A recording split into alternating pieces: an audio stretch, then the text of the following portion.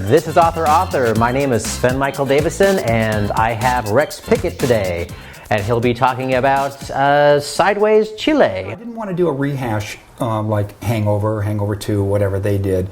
To me, Sideways is a very personal novel. I mean, people have to understand that. It's written in first person from the standpoint of Miles. It draws a great deal on my life. It's fictionalized, whatever. So I'm always drawing on my life. So I couldn't just, cannibalize that and do something that was, just a rehash. Say, Miles is getting married this time and Jack's going to be his best. You know what I mean? I wouldn't want to do that. So it's kind of where I've become to some extent, albeit fictionalized, 10 years later, because it was written 10 years later.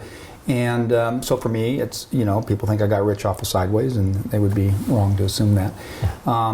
It opens with Miles is now a successful author, but he's not rich, and he's doing a corporate outing up in the San Ynez Valley where Sideways took place. So he's really almost become a victim of his own success, if you will. Almost a caricature, in some sense, of his own, for these young millennials who probably don't read and only saw the movie, and probably only saw the movie on DVD. So that's where it opens, and he reunites with Maya, Virginia Madsen, in the film, and their relationship didn't work out. There's still some heart there, there's still some feelings there. She's now married, and we get the sense that in the intervening years, maybe he tippled a little too much, that success went to his head. He didn't handle fame very well, which I, to be honest with you, probably would sum up me to some extent. And so I think he's once again rudderless and a little bit lost. And then Jack comes up. Jack, of course, Thomas Hayden Church in the movie, is now divorced. We figured that was going to happen. But he has a kid. And this is to some extent like the person it was based on, my friend Roy Gittins. And in the opening, Miles gets offered, as I was, a chance to go to the country of Chile, which has tremendous wine that we don't see up here too much, but hopefully, the movie might change that, and to research a novel. And so thus begins, let me just back up 1 second. Everything going back, I've written and directed 2 feature films. It's been a while, but I've written and directed. They're all road movies. The first one started in San Francisco and ended down there in Baja California. 1,000-mile road journey, shot in analog. The second one was a 4,000-mile road movie. Started in San Diego, went to LA, to the Black Hills of South Dakota, where my ex-wife is from, and she's produced the movie, and then back here to LA. So everything I do is sort of a road journey. I mean, Sideways isn't really a road movie, it's more of a sojourn movie, because it goes to a place and they park their butts and have crazy beat, and then they drive home. But people call it a road movie, but it's technically a sojourn movie. The second one, Vertical, is a long road movie. It starts in San Diego, goes to Willamette Valley, Oregon, and then to Wisconsin. So it's a huge road movie. And so I'm always looking for that sense of journey. So it's Miles flies to Chile, but then he encounters things that maybe, it initially is a bit of a bait and switch, the whole thing. But he ultimately comes to kind of fall in love with the country. How did you come to write it? I mean, didn't it start out, did you get a text or a tweet or? That's right. I was on Twitter and promoting Sideways the play, which we did initially as a workshop at the Ruskin Theater in Santa Monica. And so I got on Twitter. I don't really like social media that much, but I got on, and I started to have a lot of success in promoting the play. But I also found it was a way for people to contact you. It's not just through your website, it's through Facebook, it's also through Twitter. They'll contact you.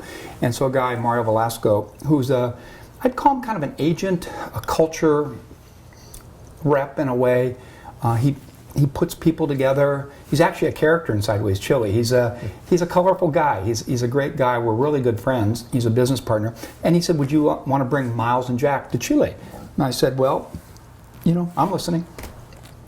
And I thought, I really wanted to get out of LA, to be honest with you. I really wanted to get out of Hollywood.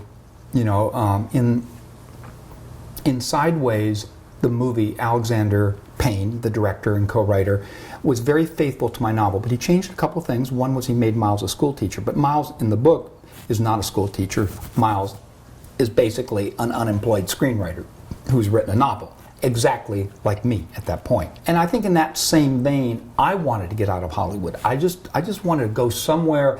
As a writer,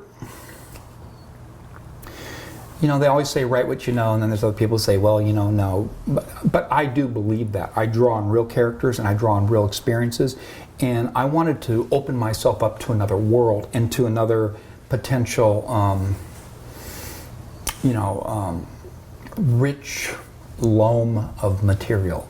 I didn't know what it was going to be. I had to go down there, and all I knew was that Miles, Rex, was going to Chile. I had no idea. The trip, the research, quote unquote, was going to become fodder for the novel. And it's the same way a friend of mine, Marco, young writer, my ex-wife gave me a short story, On Tour with Max, and it's kind of long.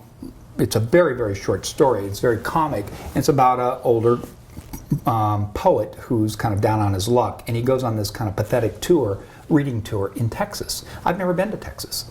So Marco and I went to Texas, and I used my novel, Vertical, as an excuse to get readings, and so I was kind of researching and writing it, and we ultimately ended up writing this script called On Tour with Max. Who knows if it'll ever get made.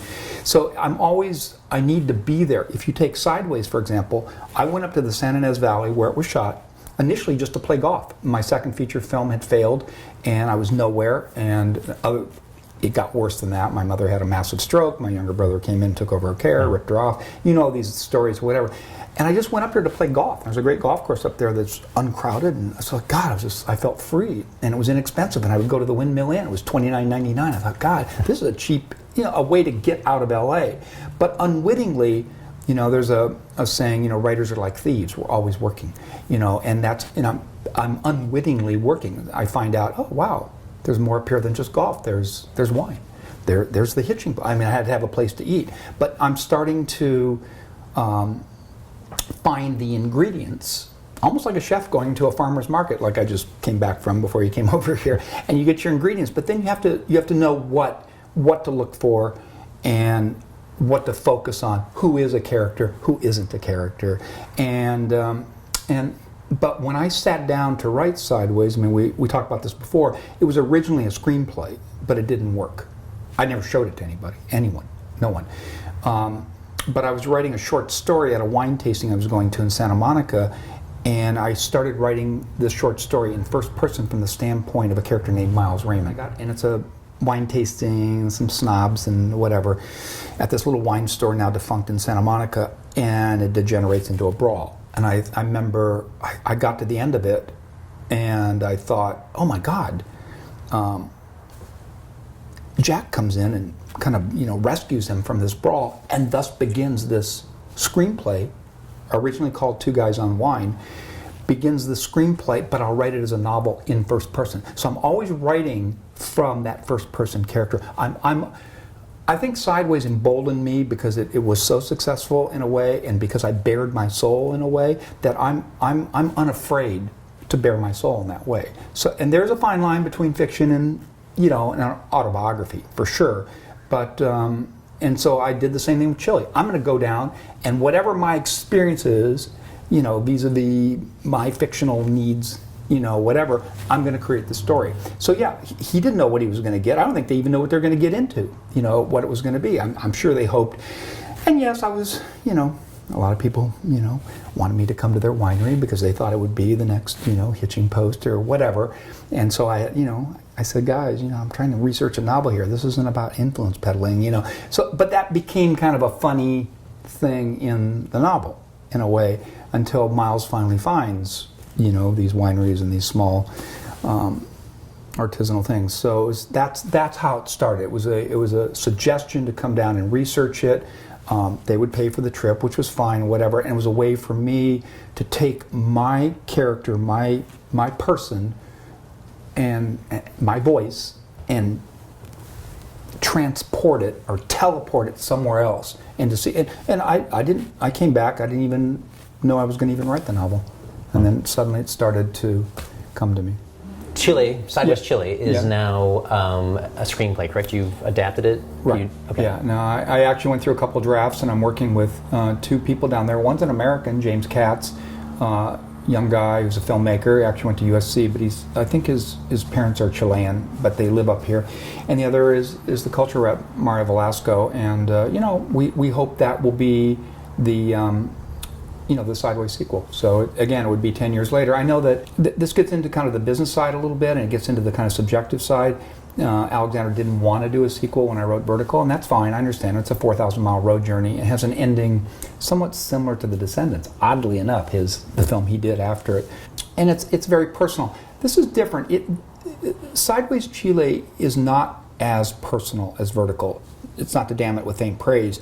It feels more comedic to me in some ways, where the other one I was drawing from a screenplay I'd written called The Road Back, about a young guy and his mother's had a stroke, like my mother had a stroke. And I kind of morphed that into the Sideways sequel. So there's a lot with a mother in a wheelchair and whatever. But it also has wine, and it has road, and it has Jack, and it has comedy. But I think Sideways Chile is miles on more of a... I know my fans out there might think I'm being corny here, but on a little more of a spiritual quest, a little bit more, Sideways was a midlife crisis. They didn't really know they were in it until they realized they were in it, and then they tried to fight their way out of it, drinking too much and, befogged brains and whatever. But I think Chile as I started to write, I started to realize it was because he goes down there alone initially, and Jack does eventually come down and reunites with him, but he's down there all alone, and I think he feels really kind of at sea in a way, and not sure what he wants in life, and not sure what this fame has brought him, and I think he's seeking some kind of connection in life. He feels really kind of cut off and isolated, as I did, frankly, after the movie came out, and I found myself kind of alone and cut off. And Chile, what's interesting about it, if you are looking for that spiritual component, they have it. It is in the Atacama Desert, where I've been, which is in the very north. And Chile is 3,000 miles, top to bottom, and the very north is the driest desert in the world, and they get 1/4 of an inch of rain a year. And it's an astronomer's paradise. And I've been there. It's an incredible place. And then, of course, all the way to the south, Antarctica is Patagonia, which also has, and then in between, there's 12 different wine regions that are stunning, and their wines are really great. So it's, I hate to say journey of self-discovery because it sounds corny, and I don't think about those kinds of things when I'm writing. I'm just going along and where I'm at in my head and trying to find conflict. And the conflict here is not so much Miles and Jack, where it's more Miles and the country of Chile, and Miles and himself, and then what he ultimately comes to. And he stays in touch with Maya all the way through, and she's getting a divorce. And so, look, when I did the Sideways the play, the first time I did it, I was at the theater every night. It was only 3 performances a week. It was only a 50-seat theater. And I remember talking to a woman, and she said, "Do you realize you've written one of the great love stories?" I go, "What are you talking about?" And of course, we make a, politically incorrect joke about gay men, but whatever. And I'm sure there'll be a gay version of Sideways one day on stage, and that's cool, and I have no problem with that. And I said, "What do you mean?" She goes, "Well, Miles and Maya." And I realized when, more women came to the play than men, actually. When you go up to the San Ynez Valley, the whole Sideways fans who all come up there, you'll actually see more women than men. Men are at home watching football, and women are girl bonding and whatever going. And I think, well, God, it's such a guy's thing. But women, one thing, and this is by asking them, they, even though Virginia Madsen only has 12 minutes in the film, they're very powerful for women, especially the wine speech. It really, that they're looking for that kind of soulful connection, I think, with a guy, as opposed to guys sometimes they're just, maybe after something a little bit more shallow. They're looking for depth, and I think women tap into it. So in the play, Maya has actually more time in the play than she does in the movie, because they're basically the same running times. And I realized that, for the women fan base, that they really are focused a lot on that, not stilted, but truncated romance, if you will. They're kind of focused on that. So I took note of that fact, and so I'm bringing that more full circle now into Sideways Chile. I'm focusing on that, searching for love, basically. I mean, corny as that may sound. Well, it's a fundamental aspect of humanity. So Yeah, well, I mean, and also unless you want to, all the pain of the consequences and whatever, but, maybe you just want to be a troglodyte. Anyway. Does Sideways Chile need vertical? If it were a movie, does it need it? Or No. Okay, in fact, I was talking to an investor yesterday, and vertical is not a bridge to Sideways. They both could be standalone sequels, but no, absolutely not. Gotcha. And they have absolutely, and in fact, it's not like you need to know something from vertical in order to see. Absolutely not. And then, are you guys reaching out to Paul and Alexander? Yeah, I mean, we're going through one more draft of the script. We're gonna we actually have initial financing already, but we're pulling it together. And there's without getting too much into the kind of business side because it's all kind of happening. Because I just have done the script in the last 3 months, and I have other projects too. But this is one close to my heart. When you go to people, whether it be actors, director, or whatever. If you go to them and say, hey, read my script or whatever, even if you have some cachet, their first question or their managers or agent's first question to you is, do you have the money? And if you don't, they say, well, we're not going to read it. Yeah. I mean, that's just the way it is. But if you say, we have $8 million, the train is leaving the station on this date. Are you in or are you out? From a legal standpoint, I have the rights to do I have the right to write Sideways novels the rest of my life with Miles and Jack. I have the theatrical rights to do the live stage. As far as TV and film, I have the rights to get third-party monies, whatever. I have to have Fox Searchlight's permission to use Sideways if they didn't want to be involved in the film. Gotcha. And if Alexander didn't want to be involved in the film, for example, I still have the right to go forward with the film. I may not be able to use Sideways or Miles and Jack, but as long as the story is different from the original, which it is, it's 10 years later, it's totally different. But forget the business side of it, Alexander and Paul are good friends. I think for Paul, he's a wonderful actor. He's the thespian heart and soul of Sideways, and Alexander's the maestro, and I guess I created the universe, and the voice. But this is his legacy work. It really is. And Alexander's done a lot of great films, but I don't know, of all his films, this is one that people really do remember even to this day. I don't really want to get into the critical side of it because it would sound, like I'm being immodest.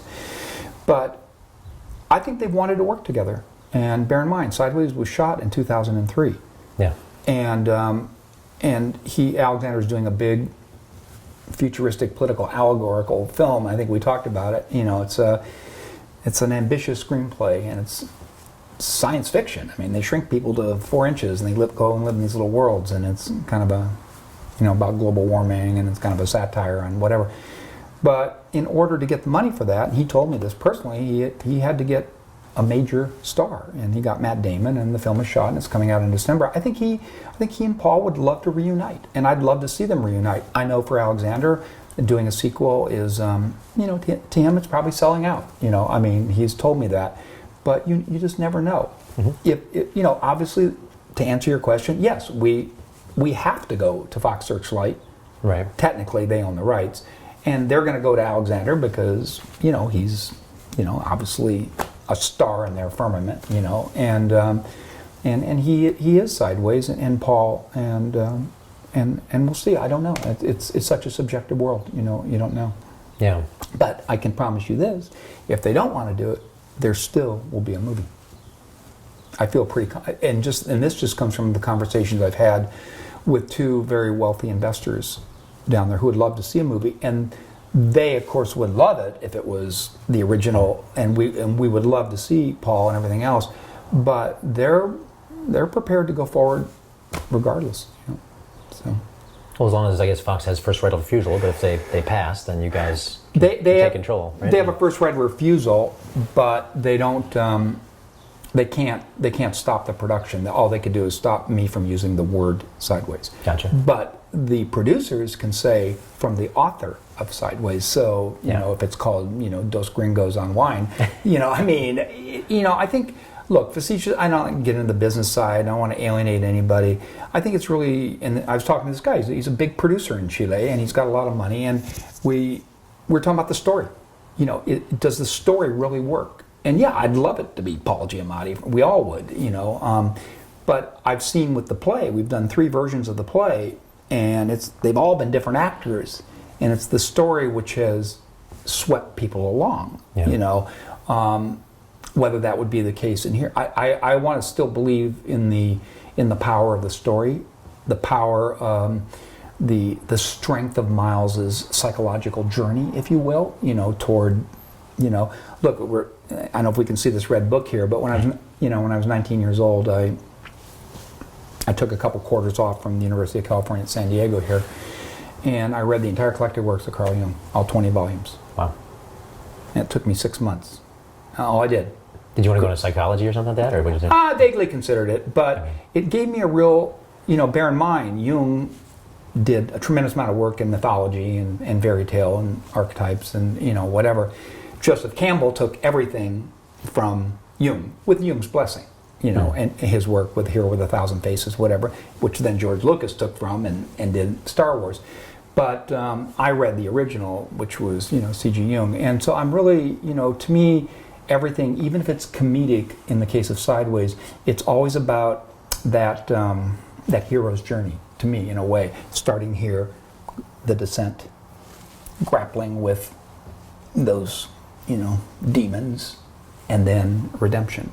Everything I do is that. If I don't see that journey, you know, even in this piece I wrote, it's The Archivist. It's an 8-episode limited series, and again, it has that same journey goes through. And Chile has it. Sideways has it too.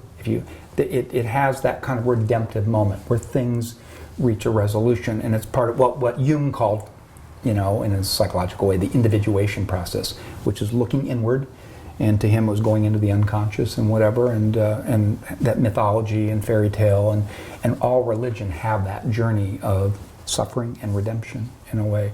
The key is, I think, with Sideways, what made it successful, because I was at a very low moment in my life when I wrote it, in that terms of that journey, which is fictional, is I found a way to sell despair with comedy. And I think comedy leavens that. But if it's just comedy, then it becomes Adam Sandler or something, ha ha ha, ha, and it's superficial, and you forget about it, it's puerile or whatever. But if it's comedy, if it is a personal journey, and there is despair and depression, and, you know, people have talked about that with Miles, but leavened with comedy and that kind of self-effacing quality that he has in a way, then I think you can sell the deeper part of the journey. Because if it's just suffering and despair, now we have nihilism, you know. So that's what I look for, or I try to. I mean, I don't think about it. I mean, I just kind of go there. It comes naturally to me, but you know. Please subscribe so my dad can make more videos like this. Thank you.